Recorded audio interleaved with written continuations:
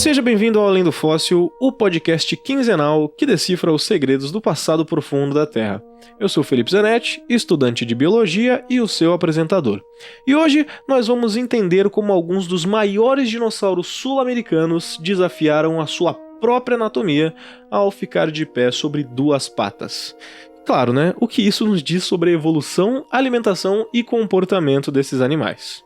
Antes de tudo, vamos dar um giro de notícias rapidamente pelas novidades paleontológicas do nosso queridíssimo Brasil e mundo. Lucy exposta pela primeira vez na Europa. É isso daí, os fragmentos fósseis do Australopithecus afarensis, conhecido como Lucy, com cerca de 3,18 milhões de anos, chegam ao Museu Nacional de Praga pela primeira vez. Isso, claro, né, na Europa. Essa notícia é do Povo, vai estar aí, né, todas as nossas referências sempre ficam aí na descrição. Cara, isso é impressionante. Faz tanto tempo da descoberta da Lucy e pela primeira vez ela tá na Europa. Isso, na verdade, é uma vitória, tá? Isso é uma vitória aí pra paleontologia no geral, já que, normalmente, quando um fóssil é descoberto, o primeiro lugar que ele vai parar é na Europa, né? Devidamente ou indevidamente. É exemplo aí do nosso queridíssimo Irritator, que ainda não voltou pro Brasil. O Birajara, que foi repatriado há pouquíssimo tempo também, pela equipe da doutora Aline Guillard, né? Maravilhoso. Mas olha só, pela primeira vez a Lucy tá indo pra Europa. Vamos ler um pouquinho aqui, ó. Os restos ósseos de Lucy serão exibidos na República Tcheca junto com Selam, o fóssil de uma menina de Australopithecus também, que viveu cerca de 100 mil anos antes de Lucy, encontrado no mesmo lugar 25 anos depois. Vale ressaltar que o fóssil da Lucy foi encontrado na Etiópia, em 1974, tá? Por enquanto, até então, é a mais completa descoberta sobre os ancestrais humanos. É de uma relevância assustadora. Continuando nosso giro, peixe pré-histórico monstruoso. Fósseis de lampreias gigantes do Jurássico encontrados na China exibem discos sugadores dentados capazes de arrancar carne. Evidência impressionante da evolução primitiva desses parasitas marinhos. Olha aí, uma notícia da Nat Geo Geographic, escrita pelo Riley Black. Vamos abrir um parênteses aqui, ó. Não há outros fósseis de lampreia da era dos dinossauros que preservem seu aparato oral aterrorizante de forma tão clara. Foi um comentário feito pelo paleontólogo Tetsuo Miyashita, do Museu Canadense da Natureza. Ele não participou do novo estudo aparentemente, mas ele tem comentários a fazer, né? Bom, se ele não participou, não sei porque ele está comentando, mas ele deve ser um pesquisador relevante, né? Se ele está comentando, enfim. Os fósseis de peixes foram descritos recentemente na revista Nature Communications pelo paleontólogo Feixiang Wu, da Academia Chinesa de Ciências, e seus colegas.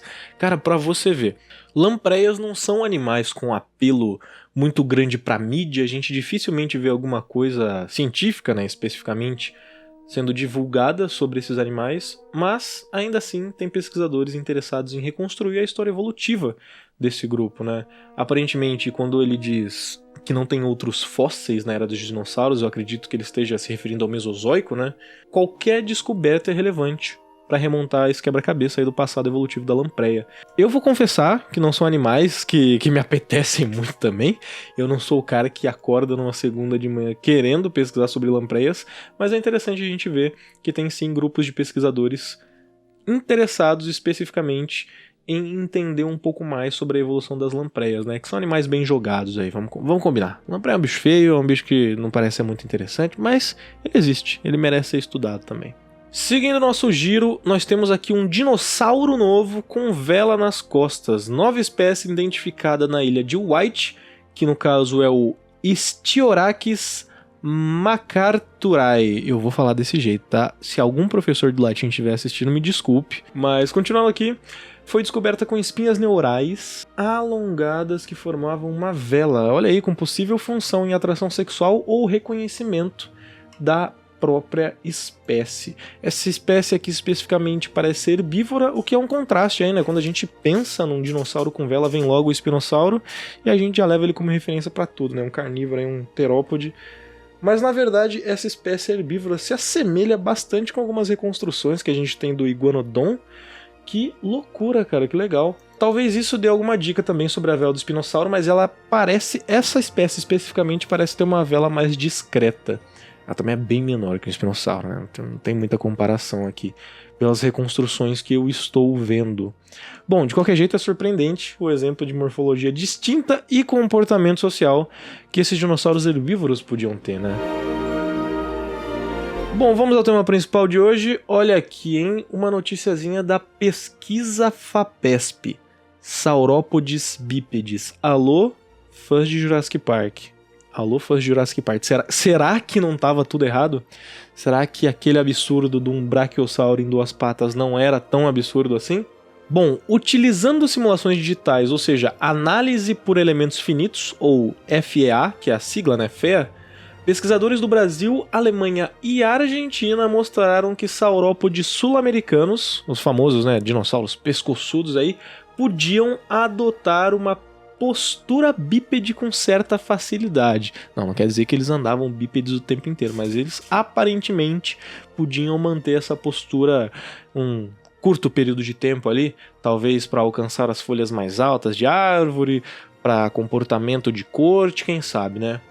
Essas simulações foram feitas com fêmurs fossilizados de diferentes espécies e indicam que, em espécies menores, como o Neuquensaurus, o fêmur conseguiria suportar melhor o esforço, né? Seria menos estresse. Mas em espécies maiores, em espécies gigantes aí, o estresse era bem significativo, o que não elimina a possibilidade, mas diminui a probabilidade desses animais realizarem tal ato, né? E se eles realizassem, seria por um tempo menor ainda. Mas quais seriam de fato as funções dessa postura bípede? Qual vantagem seria oferecida para esse animal manter essa postura, né? Que é tão contraintuitiva para eles. Primeiro, que nem eu já citei, a alimentação, alcançar as folhas altas, como das araucárias, que podiam chegar até 40 metros de altura. Que é um cenário bem semelhante, na verdade, com o comportamento dos elefantes modernos. Se a gente observar, existe um princípio igual ali, um princípio semelhante. Defesa e exibição sexual, né, ampliando a silhueta e possivelmente intensificando os sinais entre os indivíduos. Então, se chegasse um predador ali e ficar numa postura bípede, daria a impressão que você é maior ainda do que você já é. Tudo bem que você já é um saurópode, você já é gigantesco, mas você ficar bípede provavelmente te deixaria ainda maior. E claro, né, você se amostrar, você ter o comportamento de corte ali, você se mostrar maior, mais poderoso para uma fêmea. Agora que a gente já entendeu as funcionalidades, quais seriam as implicações acadêmicas para esse tipo de comportamento, esse tipo de pesquisa? Primeiro, claro, demonstrar como a biomecânica e as simulações digitais conseguem moldar a nossa percepção, o nosso entendimento sobre locomoção e comportamento de animais que a gente já não consegue observar vivos, né? Que no caso são os animais extintos, que a gente só tem registro por fósseis. E claro, isso abre um caminho para reavaliar funções comportamentais em outros grupos de saurópodes. É só um passo, é só uma etapa, mas já é o primeiro estopim, vou colocar assim, que é o estopim para esse tipo de pesquisa ganhar mais força. E bom, todas as ciências têm que se comunicar em algum momento. E esse tipo de ciência que simula o comportamento de animais a partir de estruturas conhecidas é maravilhoso para a gente lidar justamente com a biomecânica, né? Bom, além de trazer uma nova imagem mental desses saurópodes, esse estudo inspira a gente a pensar como a ciência moderna refaz o movimento dos gigantes que nós nunca veremos vivos. E claro, né, quais lições eles podem ensinar sobre adaptação ao ambiente, até porque quando você tem um animal daquele porte conseguindo se manter em 2 patas, a gente começa a refletir o quão refinada é a régua, né, o quão alta é a régua da evolução, o quão refinados são os mecanismos que permitem os organismos continuarem vivos.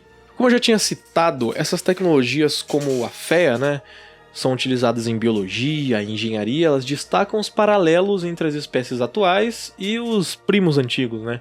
Primos, assim, sendo um termo bem fantasioso. Essa relação, por exemplo, entre elefantes e saurópodes, etc.